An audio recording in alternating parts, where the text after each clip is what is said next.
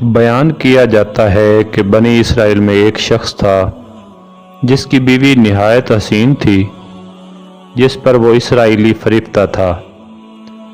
چنانچہ جب اس عورت کا انتقال ہو گیا تو اس پر اسرائیلی کو بڑا قلق ہوا اور ایک مدت تک وہ اس عورت کی قبر پر بیٹھا روتا رہا۔ اتفاقاً حضرت عیسیٰ علیہ السلام کا ادھر سے گزر ہوا تو انہوں نے اس اسرائیلی کو پریشان حال دیکھ کر اس کا سبب معلوم کیا۔ جب اسرائیلی نے اپنا واقعہ بیان کیا تو حضرت عیسیٰ علیہ السلام نے دریافت فرمایا، کیا تو چاہتا ہے کہ میں اس کو تیرے لیے زندہ کر دوں؟ اس نے عرض کیا کہ ہاں حضور، یہی میں چاہتا ہوں۔ چنانچہ جب حضرت عیسیٰ علیہ السلام نے اس قبر کے مردہ کو آواز دی تو قبر سے ایک حبشی غلام جس کے ناک کے نتنوں، آنکھوں اور جسم کے دوسرے سوراخوں سے آگ کی لپٹیں اٹھ رہی تھیں، تو حضرت عیسیٰ علیہ السلام کو دیکھتے غلام نے کلمہ پڑھا کہ لا الہ الا اللہ عیسیٰ روح اللہ۔ اسرائیلی نے یہ دیکھ کر عرض کیا، حضور مجھ سے غلطی ہو گئی ہے، میری بیوی کی قبر تو دوسری ہے۔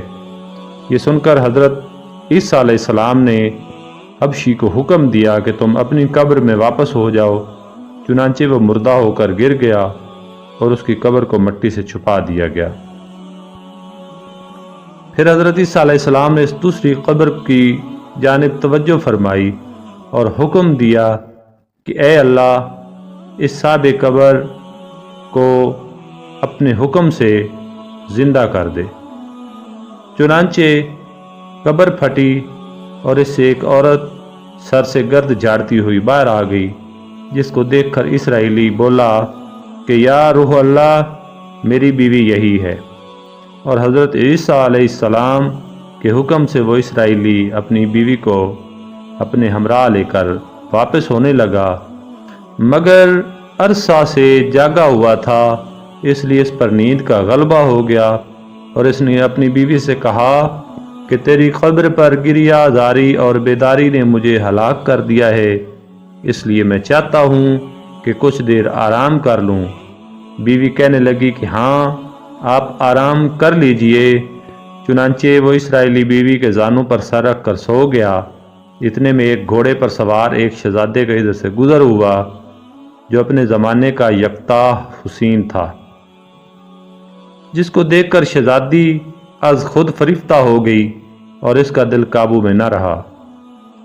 اس نے شوہر کا سر زانوں سے نیچے رکھا اور فرط محبت و غلبہ عشق سے مجبور ہو کر شہزادے کے سامنے جا کھڑی ہوئی۔ ادھر جیسے ہی شہزادے کی نظر اس پر پڑی، وہ بھی اس کو دیکھ کر اس پر فریفتہ ہو گیا اور عورت کی خواہش پر اس کو اپنے گھوڑے پر بٹھا کر لے گیا۔ چنانچہ اس کے شوہر نے بیدار ہو کر جب اپنی بیوی کو نہ پایا تو نہایت پریشان ہوا اور اس کے ملنے کی تدبیر سوچنے لگا۔ سوچتے سوچتے آخر اس کے نشان قدم پر چل کر اپنی بیوی کو تلاش کر لیا جو شہزادے کے پاس پہنچ چکی تھی۔ اس کو دیکھ کر اسرائیلی نے شہزادے سے عرض کی کہ یہ میری بیوی ہے، آپ اس کو چھوڑ دیجئے۔ ابھی شہزادہ کچھ کہنے بھی نہ پایا تھا کہ اس عورت نے کہا، میں تیری بیوی نہیں بلکہ شہزادے کی لونڈی ہوں۔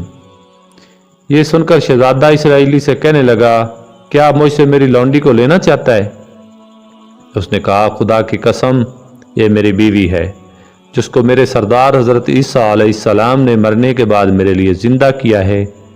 ابھی یہ گفتگو ہو رہی تھی کہ اتفاقاً حضرت عیسیٰ علیہ السلام بھی وہاں تشریف لے آئے، جن کو دیکھ کر اسرائیلی کہنے لگا، یا روح اللہ، کیا یہ میری وہ بیوی نہیں ہے جس کو آپ نے میرے لیے زندہ فرمایا ہے؟ حضرت عیسیٰ علیہ السلام نے فرمایا کہ ہاں، یہ وہی ہے۔